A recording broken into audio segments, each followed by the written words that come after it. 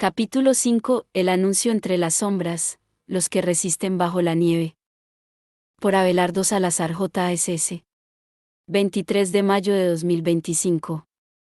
Las coincidencias son hojas sueltas de un libro que aún no hemos terminado de escribir, aparecen cuando el relato demanda su presencia.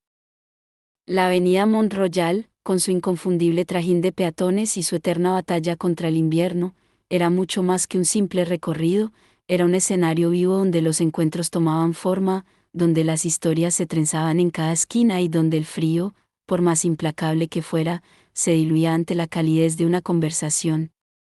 La estación de metro Mont Royal, con su flujo constante de rostros apurados, marcaba el inicio de muchas jornadas y el punto de retorno de incontables anécdotas. Pero para mí, el verdadero corazón de esta avenida latía en un rincón discreto, donde el café humeante se mezclaba con el murmullo de las voces y la vida encontraba un ritmo más pausado, el Tim Hortons. Ese café era mucho más que un sitio donde se servía café caliente por las mañanas y sopas humeantes en los mediodías de invierno. Era un refugio, un oasis urbano donde el frío feroz de Montreal quedaba atrapado en el cristal de las ventanas y los emigrantes encontraban, en cada sorbo, un pedacito de hogar. El Tim Hortons, con sus luces amarillas y el olor dulzón de bollería recién horneada, era la estación de paso de quienes llegaban desde lejos, cargando en la espalda las memorias de otras tierras y en el corazón el peso de un futuro incierto. Allí se sentaban rostros curtidos por la distancia, manos endurecidas por el trabajo y miradas que aún conservaban el fulgor de ciudades lejanas. Un hombre con acento caribeño explicaba, entre gestos amplios, cómo la nieve transformaba las calles en espejos de cristal. Una mujer, con el cabello recogido en una trenza apretada, hablaba de sus hijos y del idioma nuevo que les resbalaba por la boca como agua fresca. Se compartían anécdotas, consejos, promesas, todo acompañado de un café cuya tibieza iba más allá de su temperatura, era un bálsamo, un vínculo, un testimonio de resistencia. Las mesas de fórmica, con sus esquinas gastadas por el roce de incontables conversaciones, eran el epicentro de la vida cotidiana de quienes se reinventaban en una ciudad ajena. Cada charla era un reencuentro con algo perdido, una forma de reconstruirse lejos del hogar. En esos días de invierno de 2006, cuando el viento golpeaba la avenida Mont Royal con la furia de un animal hambriento, las puertas del café se abrían para abrazar a los que llegaban con la piel helada pero con la necesidad urgente de sentirse parte de algo. Porque, aunque la ciudad era grande y ajena, en ese rincón acogedor, la nostalgia se transformaba en calor y la soledad, en compañía. Para Don Quico y para mí, aquel lugar era mucho más que un punto de encuentro, era un refugio contra la bruma helada de Montreal, un espacio donde el tiempo se estiraba entre relatos pausados y silencios que no necesitaban explicación. Afuera, la nieve cubría las calles con su terquedad habitual, pero adentro, el calor del café y la humanidad de quienes ocupaban las mesas hacían que el invierno pareciera más lejano, casi real. Porque el Tim Hortons no era solo un café, era el cruce de caminos de quienes buscaban arraigo, el escenario de pequeñas ceremonias que daban sentido a los días, el hogar improvisado de quienes, con cada sorbo, reconstruían su lugar en el mundo. Y en ese rincón de la avenida Mont Royal, entre el ruido contenido de la ciudad y la quietud de una taza servida con paciencia, aprendí que la vida, a pesar del frío, siempre encuentra una manera de calentar el alma. El encuentro. Fue precisamente en una de esas mañanas invernales cuando lo encontré. Don Quico Quintero estaba en su mesa de siempre, con un periódico doblado bajo el brazo y esa chispa en los ojos que parecía burlarse del frío. El viejo café, con su luz tibia y el aroma reconfortante de granos recién molidos, se convertía en nuestro ritual improvisado. Allí, entre charlas pausadas y el roce de las cucharas contra la porcelana, tejíamos historias sin saberlo, dejando palabras suspendidas en el aire como huellas invisibles. Muchacho, ¿todavía estás esperando que el mundo te llame? Dijo, su acento paisa impregnando la frase con la cadencia de una copla antigua. Sonreí y me encogí de hombros antes de sentarme frente a él, sin imaginar que aquella conversación, tan simple como el crujir de la nieve bajo mis botas, iba a cambiarlo todo. Mira, Salazar, aquí hay algo, dijo, desplegando el periódico con la despreocupación de quien señala una nube. Sus dedos, curtidos por años que no se cuentan, apuntaron a un recuadro pequeño, casi perdido entre anuncios de apartamentos y carros usados.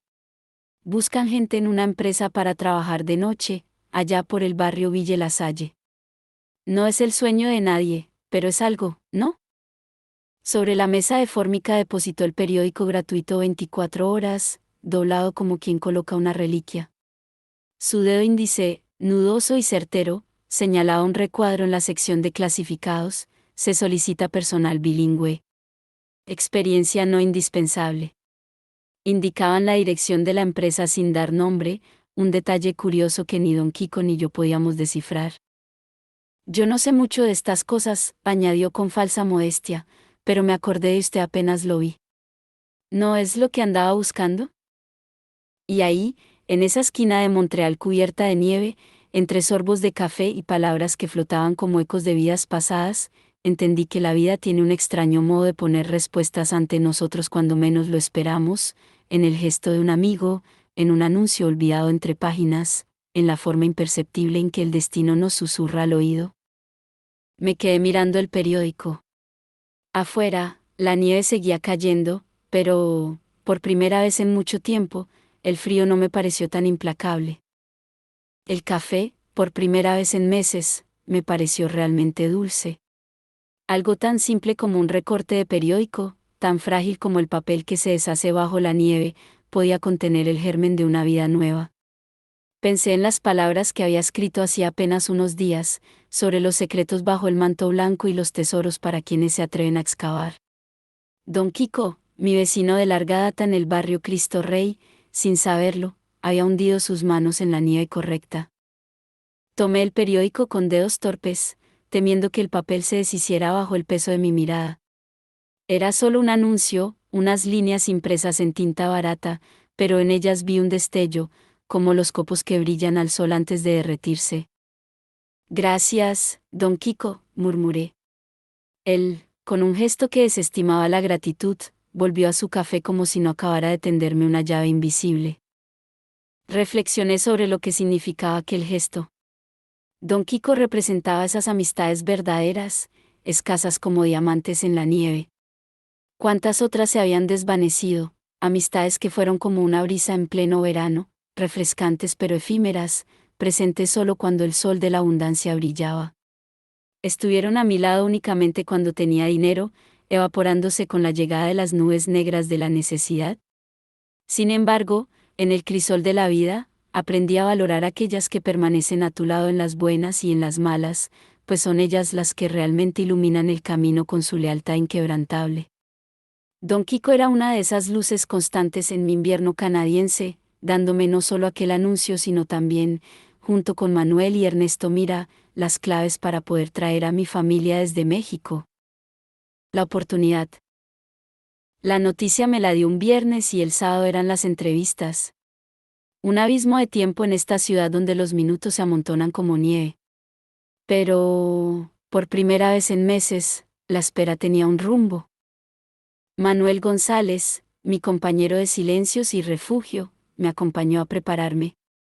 En un McDonald's del barrio, entre papas fritas y risas que desafiaban al viento, me ayudó a ensayar respuestas en un inglés que sonaba a esfuerzo. Tú puedes, me dijo, con esa fe que solo tienen los que han cruzado fronteras. Sus palabras, como las de don Quico, se quedaron conmigo, tejiendo un puente frágil entre la duda y la posibilidad. Manuel no solo me brindó apoyo moral, me había ofrecido un cuarto en su apartamento donde vivir mientras me organizaba de nuevo, un gesto de generosidad que jamás olvidaré. El día de la entrevista, el invierno pareció apretar con más fuerza.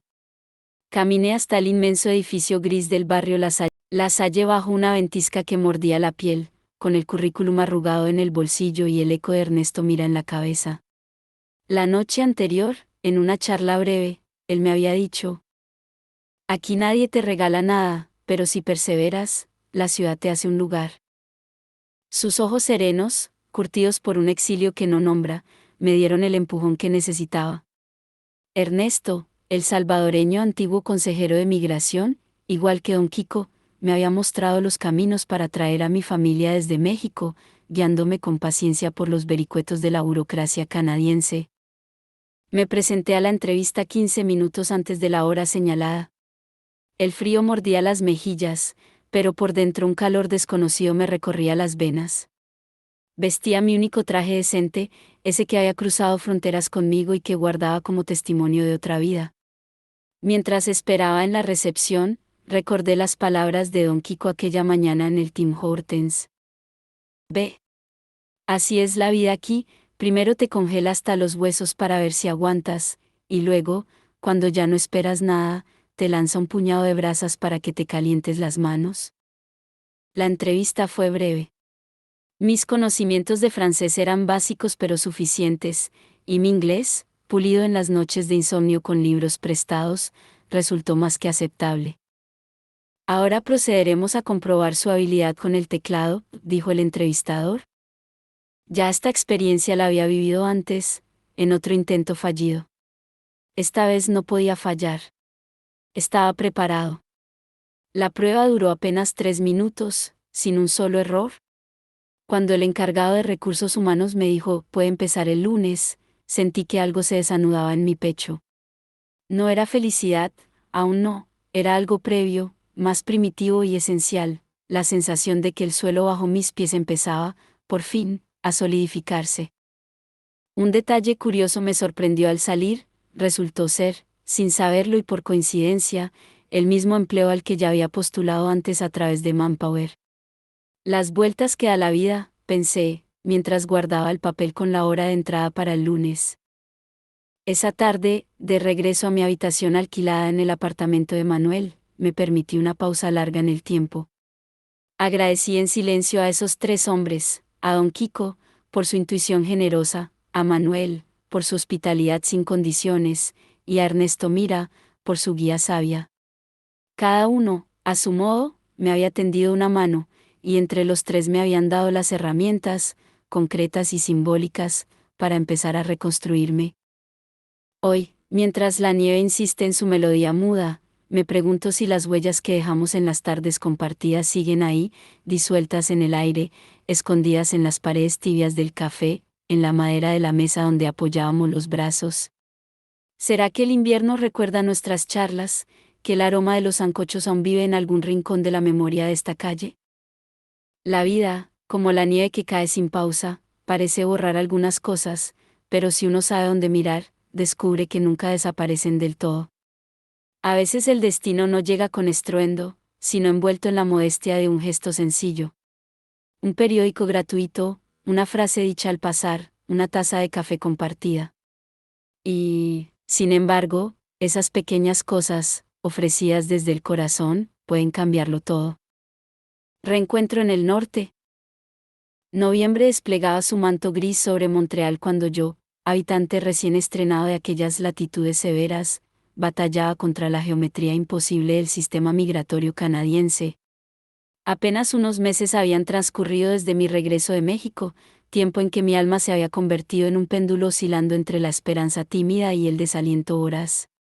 Cada amanecer me encontraba tejiendo la misma red, oficinas burocráticas donde el tiempo se congelaba, formularios que se multiplicaban como células enfebrecidas, y ese constante husmear entre las grietas de la legalidad buscando lo que los poetas llamarían una posibilidad y los pragmáticos, un resquicio.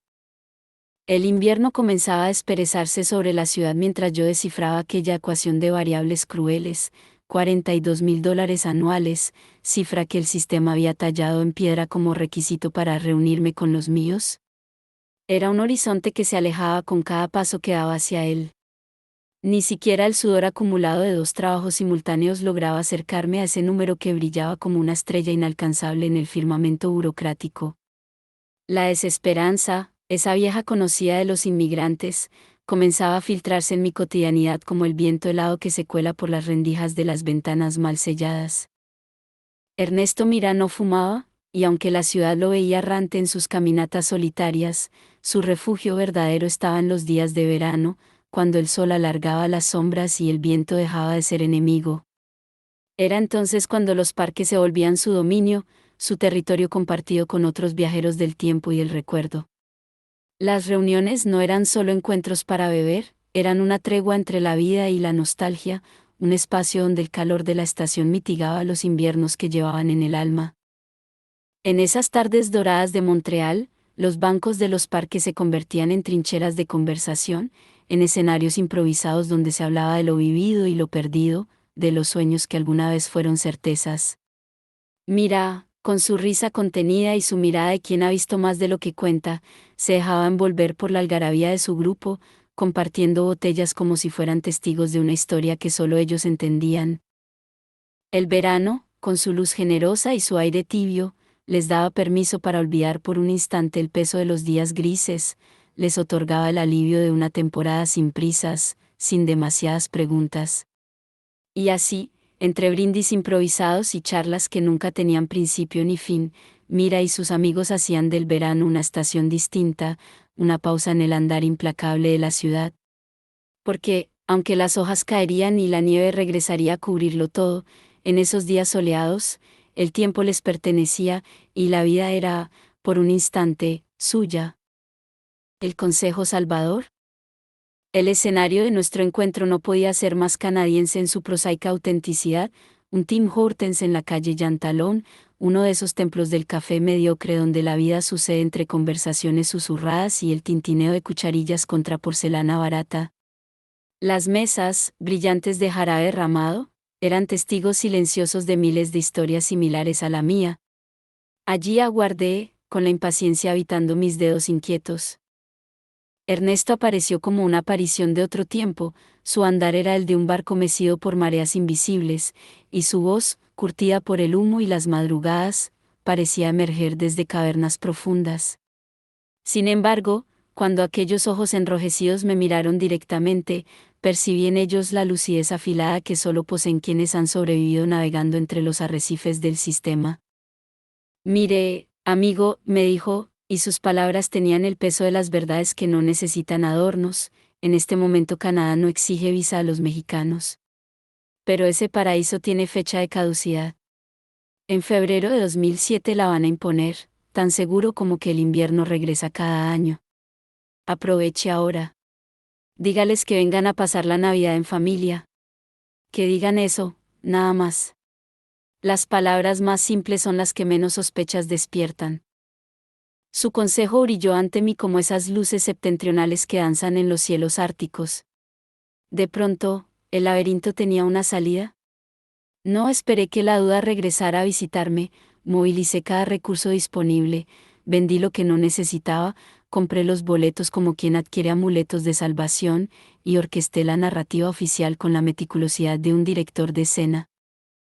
Y así, en un día que guardaré en el relicario de mi memoria, el 15 de diciembre de 2006, contemplé cómo descendían por aquella manga aeroportuaria mis amores terrenos, envueltos en abrigos prestados como mariposas en capullos improvisados, las mejillas encendidas por el beso helado del invierno quebequense, los ojos brillantes de lágrimas contenidas y esperanza desbordada.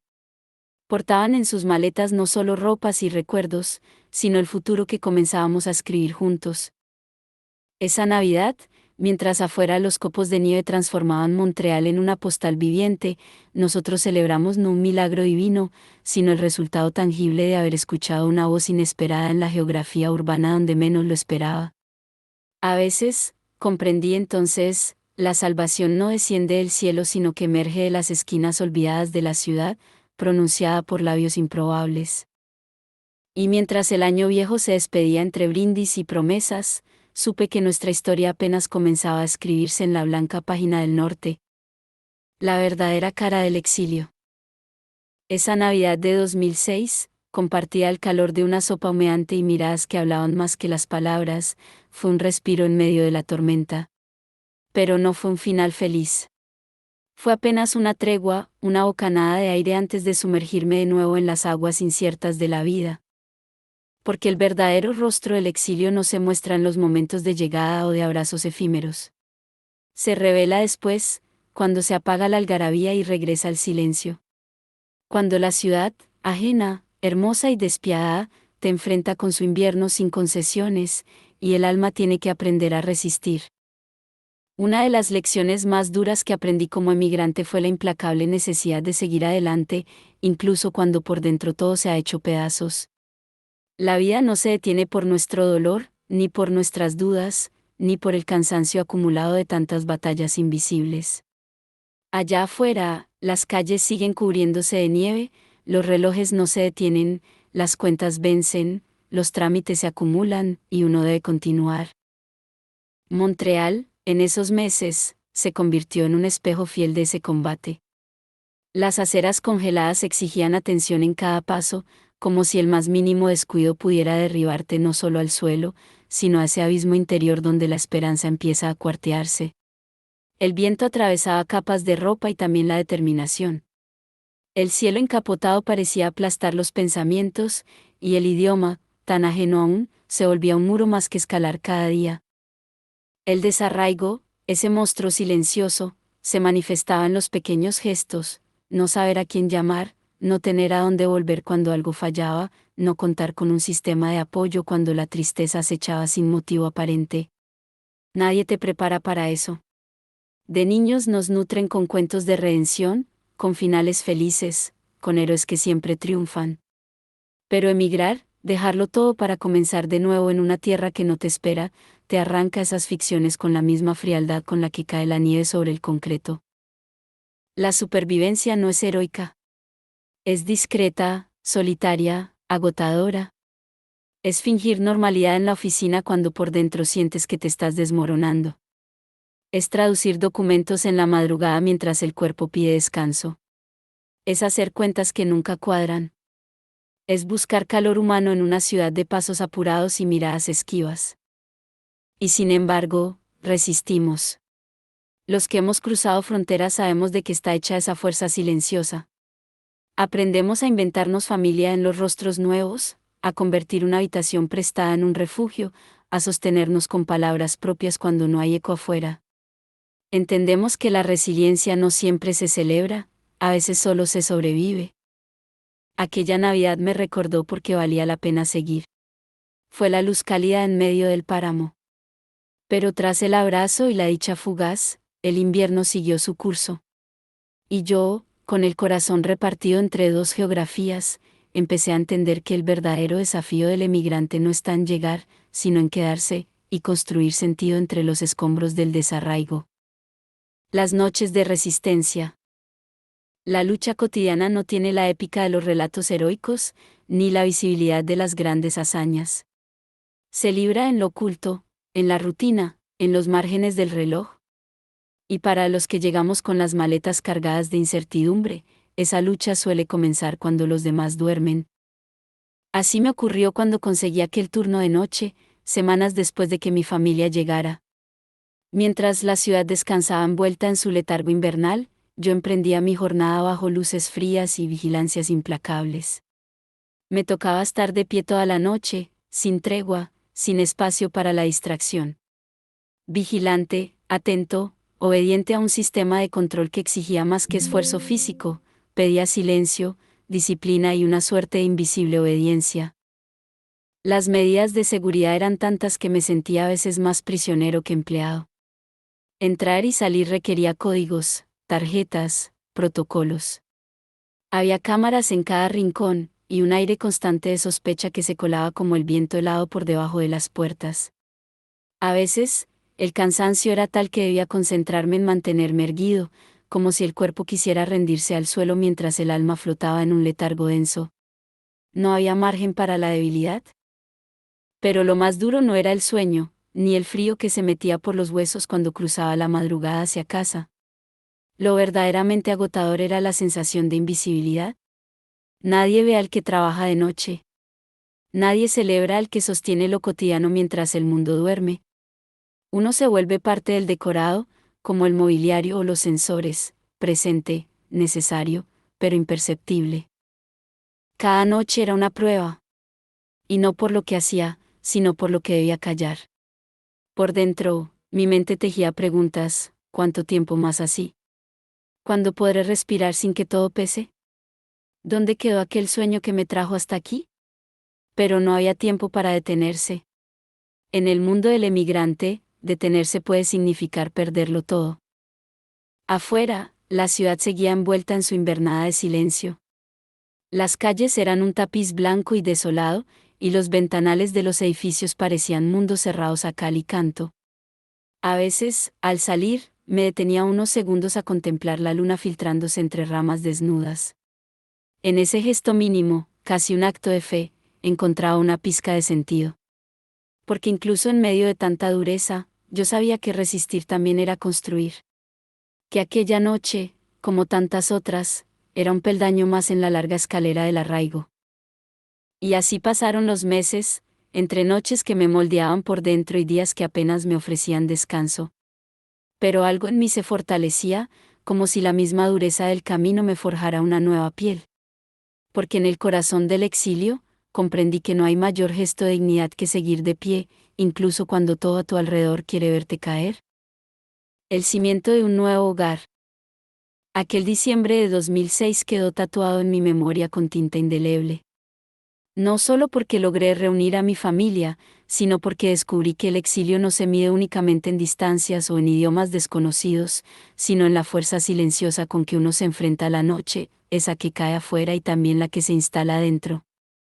Fue un tiempo de sobrevivir sin quejarme, de silenciar el dolor para no inquietar a los míos, de sostenerme en pie cuando el cuerpo pedía rendirse. El anuncio entre las sombras, pero también fue el momento en que comprendí que no estaba solo. Por Abelardo Salazar a levantarse, aunque con manos temblorosas, 23 de mayo de 2025.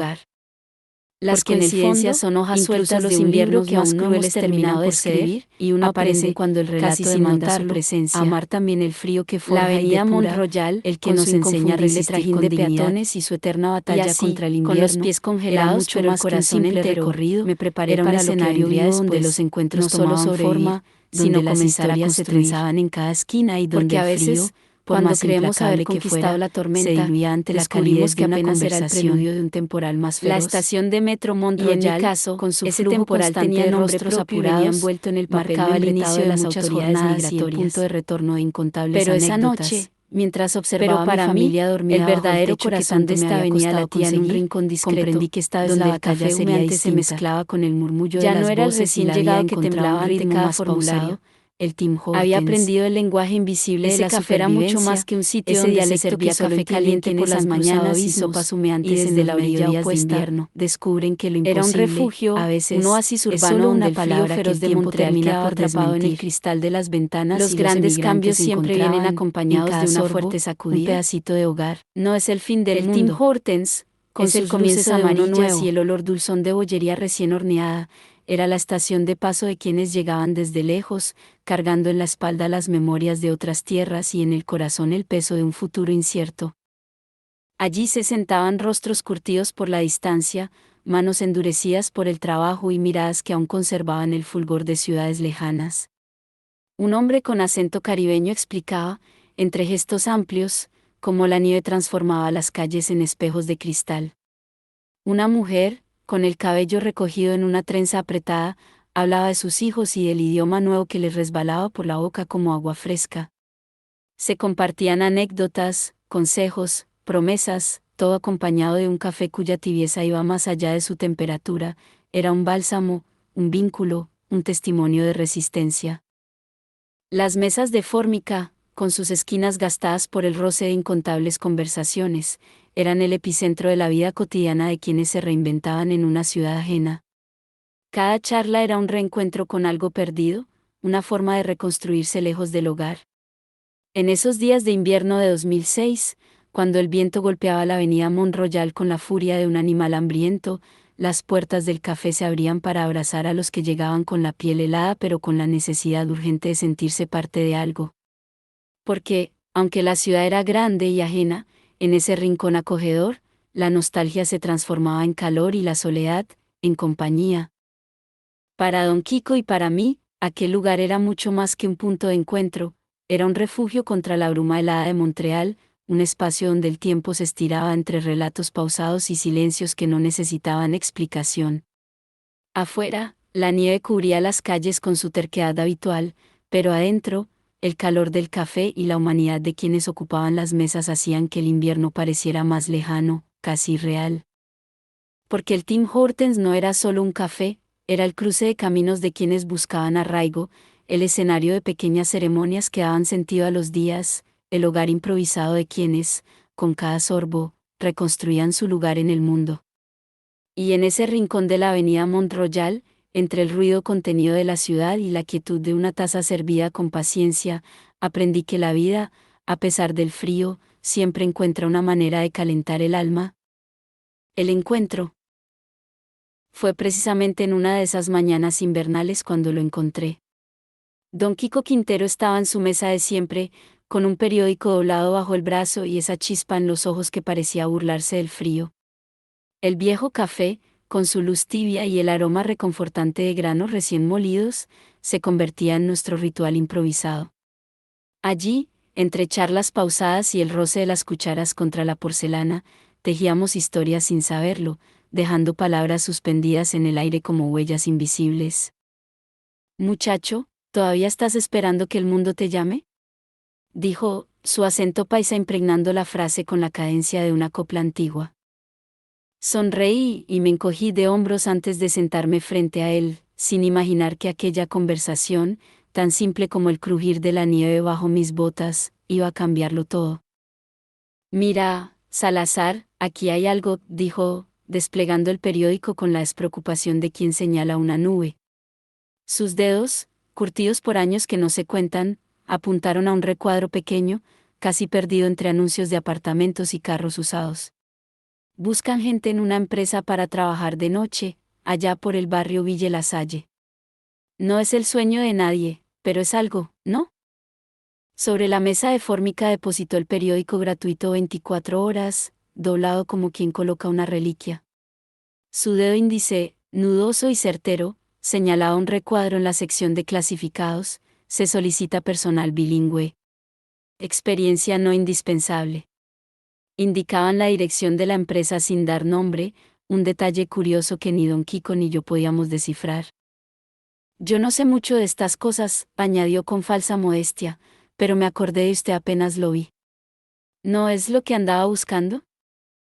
Y ahí, en esa esquina de Montreal cubierta de nieve, entre sorbos de café y palabras que flotaban como ecos de vidas pasadas, entendí que la vida tiene un extraño modo de poner respuestas ante nosotros cuando menos lo esperamos, en el gesto de un amigo, en un anuncio olvidado entre páginas, en la forma imperceptible en que el destino nos susurra al oído. Me quedé mirando el periódico. Afuera, la nieve seguía cayendo, pero, por primera vez en mucho tiempo, el frío no me pareció tan implacable. El café, por primera vez en meses, me pareció realmente dulce. Algo tan simple como un recorte de periódico, tan frágil como el papel que se deshace bajo la nieve, podía contener el germen de una vida nueva. Pensé en las palabras que había escrito hacía apenas unos días, sobre los secretos bajo el manto blanco y los tesoros para quienes se atreven a excavar. Don Quico, mi vecino de larga data en el barrio Cristo Rey, sin saberlo, había hundido sus manos en la nieve correcta. Tomé el periódico con dedos torpes, temiendo que el papel se deshiciera bajo el peso de mi mirada. Era solo un anuncio, unas líneas impresas en tinta barata, pero en ellas vi un destello, como los copos que brillan al sol antes de derretirse. Gracias, don Quico, murmuré. Él, con un gesto que desestimaba la gratitud, volvió a su café como si no acabara de tenderme una llave invisible. Reflexioné sobre lo que significaba aquel gesto. Don Quico representaba esas amistades verdaderas, escasas como diamantes en la nieve. ¿Cuántas otras se habían desvanecido? Amistades que fueron como una brisa en pleno verano, refrescantes pero efímeras, presentes solo cuando el sol de la abundancia brillaba. Estuvieron a mi lado únicamente cuando tenía dinero, evaporándose con la llegada de las nubes negras de la necesidad.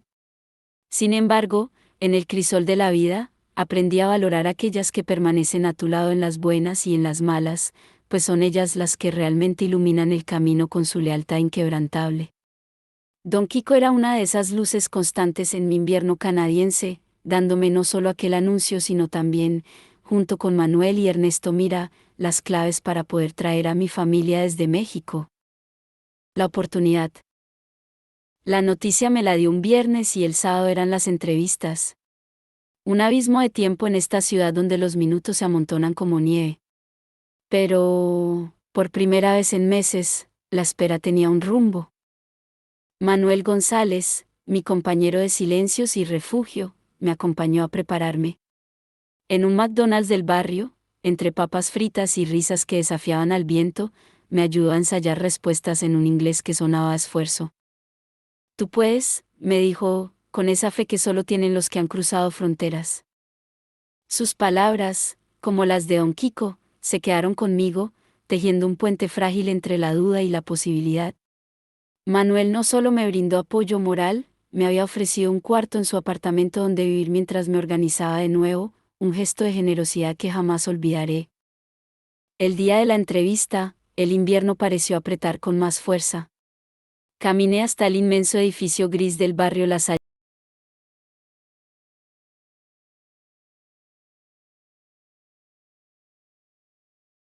La Salle bajo una ventisca que mordía la piel, con el currículum arrugado en el bolsillo y el eco de Ernesto Mira en la cabeza. La noche anterior, en una charla breve, él me había dicho: aquí nadie te regala nada, pero si perseveras, la ciudad te hace un lugar. Sus ojos serenos, curtidos por un exilio que no nombra, me dieron el empujón que necesitaba. Ernesto, el salvadoreño antiguo consejero de migración, igual que Don Quico, me había mostrado los caminos para traer a mi familia desde México, guiándome con paciencia por los vericuetos de la burocracia canadiense. Me presenté a la entrevista 15 minutos antes de la hora señalada. El frío mordía las mejillas, pero por dentro un calor desconocido me recorría las venas. Vestía mi único traje decente, ese que había cruzado fronteras conmigo y que guardaba como testimonio de otra vida. Mientras esperaba en la recepción, recordé las palabras de Don Quico aquella mañana en el Tim Hortons. Ve. Así es la vida aquí, primero te congela hasta los huesos para ver si aguantas, y luego, cuando ya no esperas nada, te lanza un puñado de brasas para que te calientes las manos. La entrevista fue breve. Mis conocimientos de francés eran básicos pero suficientes, y mi inglés, pulido en las noches de insomnio con libros prestados, resultó más que aceptable. Ahora procederemos a comprobar su habilidad con el teclado, dijo el entrevistador. Ya esta experiencia la había vivido antes, en otro intento fallido. Esta vez no podía fallar. Estaba preparado. La prueba duró apenas 3 minutos, sin un solo error. Cuando el encargado de recursos humanos me dijo: puede empezar el lunes, sentí que algo se desanudaba en mi pecho. No era felicidad, aún no, era algo previo, más primitivo y esencial, la sensación de que el suelo bajo mis pies empezaba, por fin, a solidificarse. Un detalle curioso me sorprendió al salir, resultó ser, sin saberlo y por coincidencia, el mismo empleo al que ya había postulado antes a través de Manpower. Las vueltas que da la vida, pensé, mientras guardaba el papel con la hora de entrada para el lunes. Esa tarde, de regreso a mi habitación alquilada en el apartamento de Manuel, me permití una pausa larga en el tiempo. Agradecí en silencio a esos 3 hombres, a Don Quico, por su intuición generosa, a Manuel, por su hospitalidad sin condiciones, y a Ernesto Mira, por su guía sabia. Cada uno, a su modo, me había tendido una mano, y entre los 3 me habían dado las herramientas, concretas y simbólicas, para empezar a reconstruirme. Hoy, mientras la nieve insiste en su melodía muda, me pregunto si las huellas que dejamos en las tardes compartidas siguen ahí, disueltas en el aire, escondidas en las paredes tibias del café, en la madera de la mesa donde apoyábamos los brazos. ¿Será que el invierno recuerda nuestras charlas, que el aroma de los sancochos aún vive en algún rincón de la memoria de esta calle? La vida, como la nieve que cae sin pausa, parece borrar algunas cosas, pero si uno sabe dónde mirar, descubre que nunca desaparecen del todo. A veces el destino no llega con estruendo, sino envuelto en la modestia de un gesto sencillo. Un periódico gratuito, una frase dicha al pasar, una taza de café compartida. Y, sin embargo, esas pequeñas cosas, ofrecidas desde el corazón, pueden cambiarlo todo. Reencuentro en el norte. Noviembre desplegaba su manto gris sobre Montreal cuando yo, habitante recién estrenado de aquellas latitudes severas, batallaba contra la geometría imposible del sistema migratorio canadiense. Apenas unos meses habían transcurrido desde mi regreso de México, tiempo en que mi alma se había convertido en un péndulo oscilando entre la esperanza tímida y el desaliento voraz. Cada amanecer me encontraba tejiendo la misma red, oficinas burocráticas donde el tiempo se congelaba, formularios que se multiplicaban como células enfebrecidas, y ese constante husmear entre las grietas de la legalidad buscando lo que los poetas llamarían una posibilidad y los pragmáticos, un resquicio. El invierno comenzaba a desperezarse sobre la ciudad mientras yo descifraba aquella ecuación de variables crueles, $42.000 anuales, cifra que el sistema había tallado en piedra como requisito para reunirme con los míos. Era un horizonte que se alejaba con cada paso que daba hacia él. Ni siquiera el sudor acumulado de 2 trabajos simultáneos lograba acercarme a ese número que brillaba como una estrella inalcanzable en el firmamento burocrático. La desesperanza, esa vieja conocida de los inmigrantes, comenzaba a filtrarse en mi cotidianidad como el viento helado que se cuela por las rendijas de las ventanas mal selladas. Ernesto Mirá no fumaba, y aunque la ciudad lo veía errante en sus caminatas solitarias, su refugio verdadero estaba en los días de verano, cuando el sol alargaba las sombras y el viento dejaba de ser enemigo. Era entonces cuando los parques se volvían su dominio, su territorio compartido con otros viajeros del tiempo y el recuerdo. Las reuniones no eran solo encuentros para beber, eran una tregua entre la vida y la nostalgia, un espacio donde el calor de la estación mitigaba los inviernos que llevaban en el alma. En esas tardes doradas de Montreal, los bancos de los parques se convertían en trincheras de conversación, en escenarios improvisados donde se hablaba de lo vivido y lo perdido, de los sueños que alguna vez fueron certezas. Mira, con su risa contenida y su mirada de quien ha visto más de lo que cuenta, se dejaba envolver por la algarabía de su grupo, compartiendo botellas como si fueran testigos de una historia que solo ellos entendían. El verano, con su luz generosa y su aire tibio, les daba permiso para olvidar por un instante el peso de los días grises, les otorgaba el alivio de una temporada sin prisas, sin demasiadas preguntas. Y así, entre brindis improvisados y charlas que nunca tenían principio ni fin, Mira y sus amigos hacían del verano una estación distinta, una pausa en el andar implacable de la ciudad. Porque, aunque las hojas caerían y la nieve regresaría a cubrirlo todo, en esos días soleados, el tiempo les pertenecía, y la vida era, por un instante, suya. ¿El Consejo Salvador? El escenario de nuestro encuentro no podía ser más canadiense en su prosaica autenticidad, un Tim Hortons en la calle Yantalón, uno de esos templos del café mediocre donde la vida sucede entre conversaciones susurradas y el tintineo de cucharillas contra porcelana barata. Las mesas, brillantes de jarabe derramado, eran testigos silenciosos de miles de historias similares a la mía. Allí aguardé, con la impaciencia habitando mis dedos inquietos. Ernesto apareció como una aparición de otro tiempo, su andar era el de un barco mecido por mareas invisibles, y su voz, curtida por el humo y las madrugadas, parecía emerger desde cavernas profundas. Sin embargo, cuando aquellos ojos enrojecidos me miraron directamente, percibí en ellos la lucidez afilada que solo poseen quienes han sobrevivido navegando entre los arrecifes del sistema. Mire, amigo, me dijo, y sus palabras tenían el peso de las verdades que no necesitan adornos. En este momento Canadá no exige visa a los mexicanos. Pero ese paraíso tiene fecha de caducidad. En febrero de 2007 la van a imponer, tan seguro como que el invierno regresa cada año. Aproveche ahora. Dígales que vengan a pasar la Navidad en familia.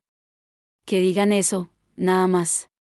Las palabras más simples son las que menos sospechas despiertan. Su consejo brilló ante mí como esas luces septentrionales que danzan en los cielos árticos. De pronto, ¿el laberinto tenía una salida? No esperé que la duda regresara a visitarme, movilicé cada recurso disponible, vendí lo que no necesitaba, compré los boletos como quien adquiere amuletos de salvación, y orquesté la narrativa oficial con la meticulosidad de un director de escena. Y así, en un día que guardaré en el relicario de mi memoria, el 15 de diciembre de 2006, contemplé cómo descendían por aquella manga aeroportuaria mis amores terrenos, envueltos en abrigos prestados como mariposas en capullos improvisados, las mejillas encendidas por el beso helado del invierno quebequense, los ojos brillantes de lágrimas contenidas y esperanza desbordada. Portaban en sus maletas no solo ropas y recuerdos, sino el futuro que comenzábamos a escribir juntos. Esa Navidad, mientras afuera los copos de nieve transformaban Montreal en una postal viviente, nosotros celebramos no un milagro divino, sino el resultado tangible de haber escuchado una voz inesperada en la geografía urbana donde menos lo esperaba. A veces, comprendí entonces, la salvación no desciende del cielo sino que emerge de las esquinas olvidadas de la ciudad, pronunciada por labios improbables. Y mientras el año viejo se despedía entre brindis y promesas, supe que nuestra historia apenas comenzaba a escribirse en la blanca página del norte. La verdadera cara del exilio. Esa Navidad de 2006, compartía el calor de una sopa humeante y miradas que hablaban más que las palabras, fue un respiro en medio de la tormenta. Pero no fue un final feliz. Fue apenas una tregua, una bocanada de aire antes de sumergirme de nuevo en las aguas inciertas de la vida. Porque el verdadero rostro del exilio no se muestra en los momentos de llegada o de abrazos efímeros. Se revela después, cuando se apaga la algarabía y regresa el silencio. Cuando la ciudad, ajena, hermosa y despiadada, te enfrenta con su invierno sin concesiones, y el alma tiene que aprender a resistir. Una de las lecciones más duras que aprendí como emigrante fue la implacable necesidad de seguir adelante, incluso cuando por dentro todo se ha hecho pedazos. La vida no se detiene por nuestro dolor, ni por nuestras dudas, ni por el cansancio acumulado de tantas batallas invisibles. Allá afuera, las calles siguen cubriéndose de nieve, los relojes no se detienen, las cuentas vencen, los trámites se acumulan, y uno debe continuar. Montreal, en esos meses, se convirtió en un espejo fiel de ese combate. Las aceras congeladas exigían atención en cada paso, como si el más mínimo descuido pudiera derribarte no solo al suelo, sino a ese abismo interior donde la esperanza empieza a cuartearse. El viento atravesaba capas de ropa y también la determinación. El cielo encapotado parecía aplastar los pensamientos, y el idioma, tan ajeno aún, se volvía un muro más que escalar cada día. El desarraigo, ese monstruo silencioso, se manifestaba en los pequeños gestos, no saber a quién llamar, no tener a dónde volver cuando algo fallaba, no contar con un sistema de apoyo cuando la tristeza acechaba sin motivo aparente. Nadie te prepara para eso. De niños nos nutren con cuentos de redención, con finales felices, con héroes que siempre triunfan. Pero emigrar, dejarlo todo para comenzar de nuevo en una tierra que no te espera, te arranca esas ficciones con la misma frialdad con la que cae la nieve sobre el concreto. La supervivencia no es heroica. Es discreta, solitaria, agotadora. Es fingir normalidad en la oficina cuando por dentro sientes que te estás desmoronando. Es traducir documentos en la madrugada mientras el cuerpo pide descanso. Es hacer cuentas que nunca cuadran. Es buscar calor humano en una ciudad de pasos apurados y miradas esquivas. Y sin embargo, resistimos. Los que hemos cruzado fronteras sabemos de qué está hecha esa fuerza silenciosa. Aprendemos a inventarnos familia en los rostros nuevos, a convertir una habitación prestada en un refugio, a sostenernos con palabras propias cuando no hay eco afuera. Entendemos que la resiliencia no siempre se celebra, a veces solo se sobrevive. Aquella Navidad me recordó por qué valía la pena seguir. Fue la luz cálida en medio del páramo.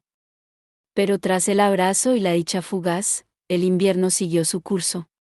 Y yo, con el corazón repartido entre dos geografías, empecé a entender que el verdadero desafío del emigrante no está en llegar, sino en quedarse, y construir sentido entre los escombros del desarraigo. Las noches de resistencia. La lucha cotidiana no tiene la épica de los relatos heroicos, ni la visibilidad de las grandes hazañas.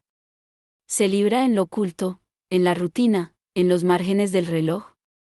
Y para los que llegamos con las maletas cargadas de incertidumbre, esa lucha suele comenzar cuando los demás duermen. Así me ocurrió cuando conseguí aquel turno de noche, semanas después de que mi familia llegara.